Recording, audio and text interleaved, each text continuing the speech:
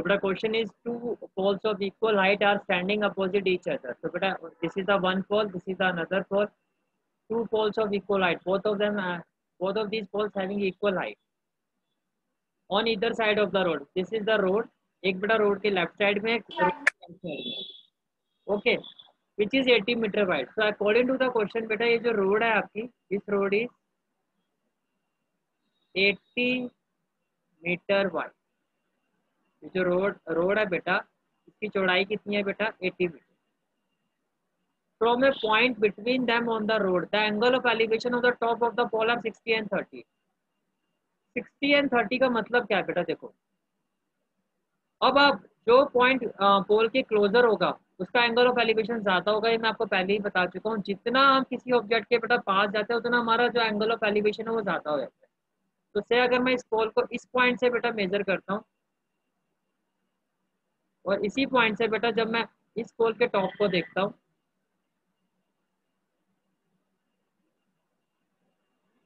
तो according to the question this is the point से बेटा द पॉइंट इज पी. ये जो पॉइंट है बेटा वो क्या है आपका? P. From a point between them on the road से the point is P. The angle of elevation of the top of the pole. इस पॉइंट से बेटा जब मैं इन पोल्स के टॉप को देखता हूँ, एक पोल का जो एंगल ऑफ एलिवेशन है बेटा वो आता है 60 डिग्री और एक का 30. As this point is closer to this pole तो इसका एंगल बेटा एंगल ऑफ एलिवेशन ज्यादा होगा और इसका क्या होगा बेटा? कम. तो इसको हम 30 ले लेते हैं बेटा, इसको हम 60 ले लेते हैं. जहाँ बेटा डाउट होगा साथ साथ में क्लैरिफाई कर लेते हैं. Okay. Find the height of the pole. We have to find the height of the pole. तो बेटा as poles are of equal height, so say the poles are having height x, so both of them will have height x. दोनों की height कितनी होगी बेटा? x होगी. ये भी बेटा x हो गया और ये भी कितना हो गया आपका? राइट. तो हाइट हमने एज्यूम कर ली बेटा x. And the distance of the point from the pole. एक तो बेटा हमें हाइट निकालनी है और इस पॉइंट का दोनों पोल से जो डिस्टेंस है बेटा वो निकालना है. तो बेटा this is the point A, this is the point B. ये हो गया बेटा पी आपका, ये हो गया बेटा सी और ये हो गया आपका. राइट. नाउ बेटा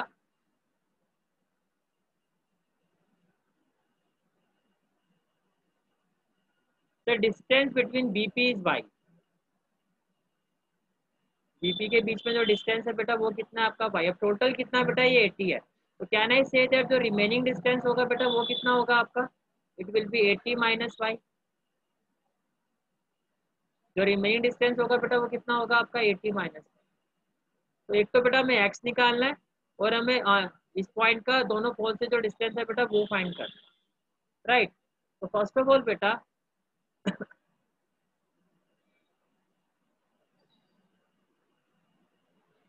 से in right triangle A B P. मैं ऐसे नहीं लिखे बेटा, इसको ऐसे लिखता हूँ. इन right triangle ABC. In right triangle ABP, and on the other side beta in right triangle CDP. CD. अगर बेटा मैं यहाँ पे बात करता हूँ परपेंडिकुलर बेस, दो कॉम्बिनेशन है मेरे पास, परपेंडिकुलर और बेस. परपेंडिकुलर और बेस का मतलब क्या है बेटा? परपेंडिकुलर और base means 10. Can I say that beta in triangle ABP tan 60 degree will be equal to perpendicular बेटा x और बेस कितना हो जाएगा बेटा आपका? y. Right. Now in right triangle CDP again beta perpendicular base. These two sides I have got. So again beta tan 30 degree will be equal to perpendicular कितना हो जाएगा बेटा? x और बेस कितना हो जाएगा बेटा? 80 minus y. Right. Now बेटा tan 60 is equal to √3. तो √3 will be equal to x by y. Cross multiply करोगे तो बेटा y √3 कितना हो जाएगा आपका x. से question number 1. and in this triangle, what is the value of tan 30? 1 by root 3. 1 by root 3 will be equal to x upon 80 minus y. Cross multiply करोगे बेटा 80 minus y is equal to what x root 3. x root 3 right.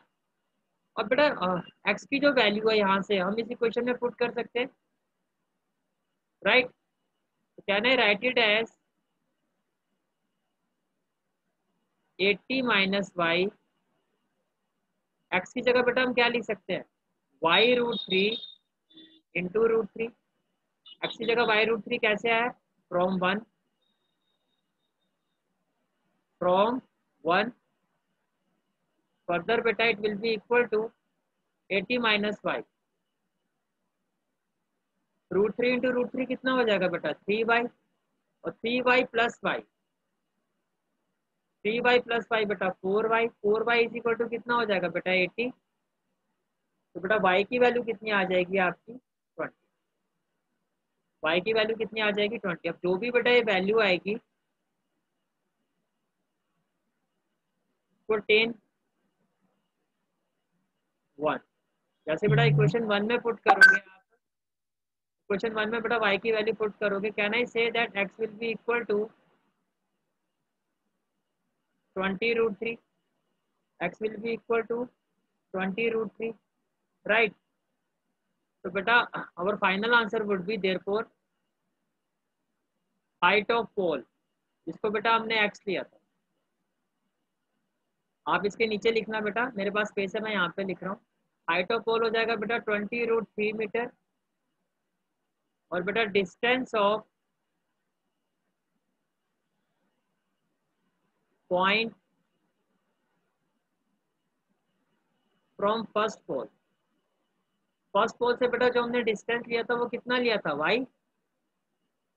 y लिया था बेटा. so it will be equal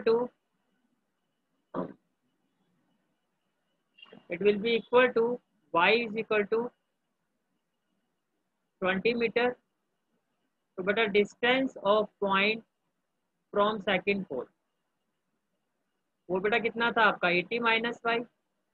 so it will be equal to 60 right. so this will be the answer of this question. तो आपका answer check कर लेते हैं. your answer is you can see that beta